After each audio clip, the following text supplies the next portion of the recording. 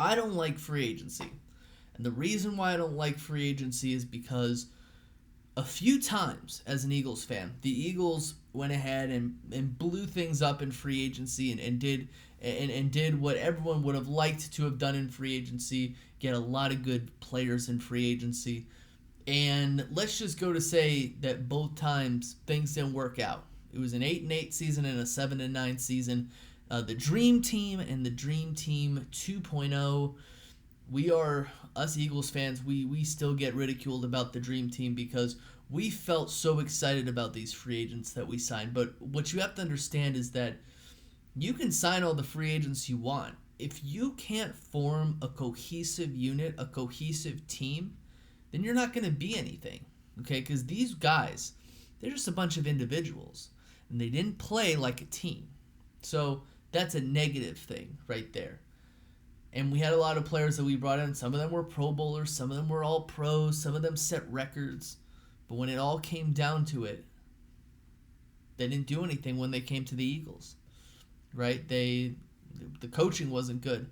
If you have good free agents and bad coaching, you have bad free agents is what you have.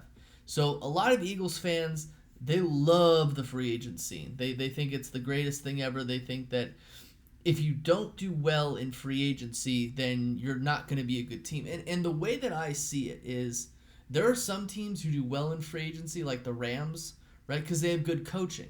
So to me, it all has to do with coaching. If you don't have good coaching, if you don't have good coaches, you won't be successful. So let's go over the moves that the Eagles have made in free agency, specifically the guys that were not Eagles before but are Eagles now.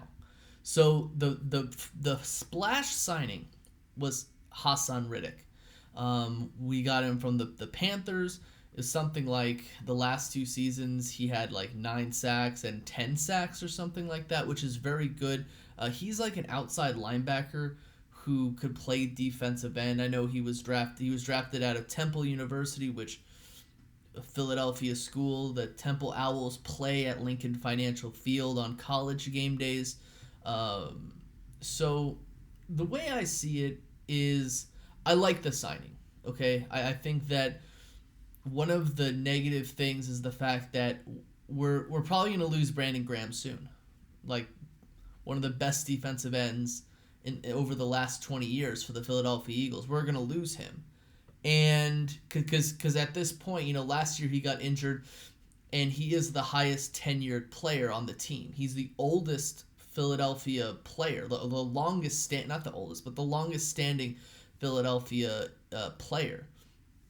And he's done some great things for the team, but he's getting old, and he tore his Achilles, I believe, in week 2, non-contact.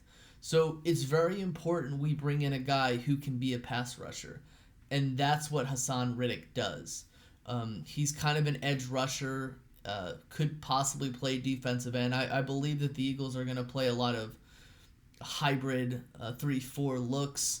So I think in my personal strategy when it comes to building a team is I believe in building from the trenches. I believe that you should be spending your highest picks on offensive linemen and defensive linemen, because you could have the greatest running back ever.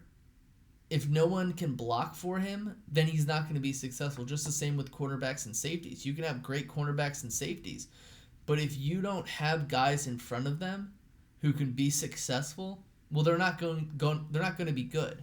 So I think that it's very positive that we brought Hassan Riddick in.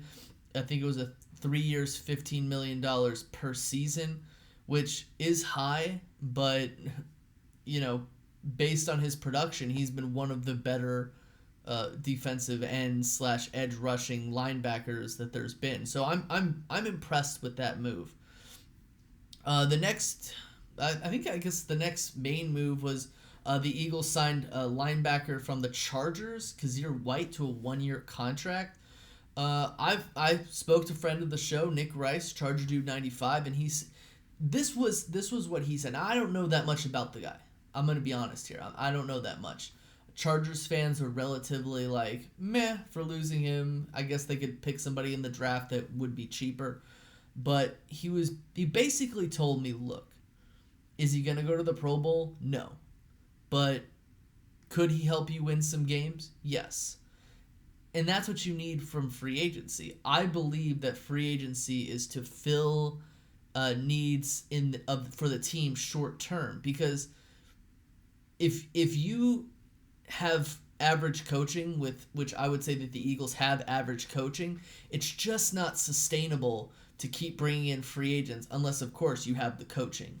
So, we can bring in a linebacker who could probably do just as well as this guy, but we'll see. We'll see what his production is.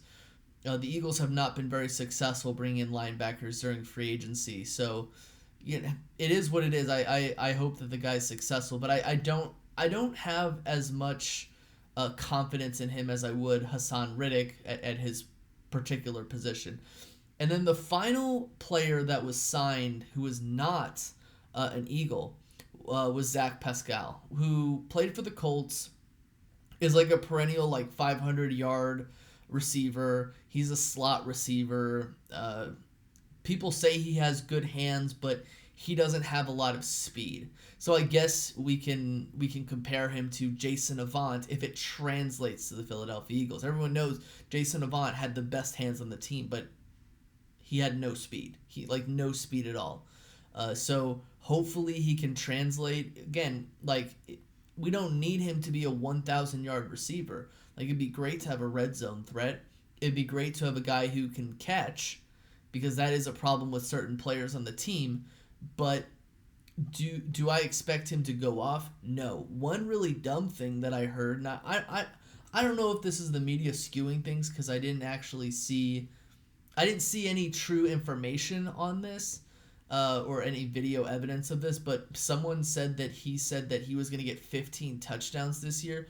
Dude, I like the confidence, because as a player you need to be confident, especially a wide receiver. Wide receivers just have to reek confidence. No. The player with the most receiving touchdowns in a season for the Eagles had 14, and it was 2004, and that was Terrell Owens, and that was, I think he only played 15 games, but that's Terrell Owens. I hate to break it. I hate to break it to Zach Pascal. You are no Terrell Owens. So, excuse me if I call absolute BS on that. The Eagles did re-sign, and these are the players that they re-signed that were, I guess, free agents on the team. Nate Herbig, pretty good guard, made a few mistakes, holding penalties that were highly costly to the team that helped to cost the Giants game, the first Giants game. But he has good depth up there. Greg Ward is a fan favorite. He didn't really. It's funny, he didn't really play that well last year, but somehow he had more touchdowns than the starting receiver on the team, Jalen Reagor. I'll have to make a video about Jalen Reagor another time, but I just don't have time to talk about him right now. They brought back Derek Barnett, which guys were not so happy about because of he's underperformed, which I knew he would underperform, but I give him props for helping us win the Super Bowl. If we didn't have him, we wouldn't have won the Super Bowl. But we got him back, which I'm guessing that's because no one really wanted him.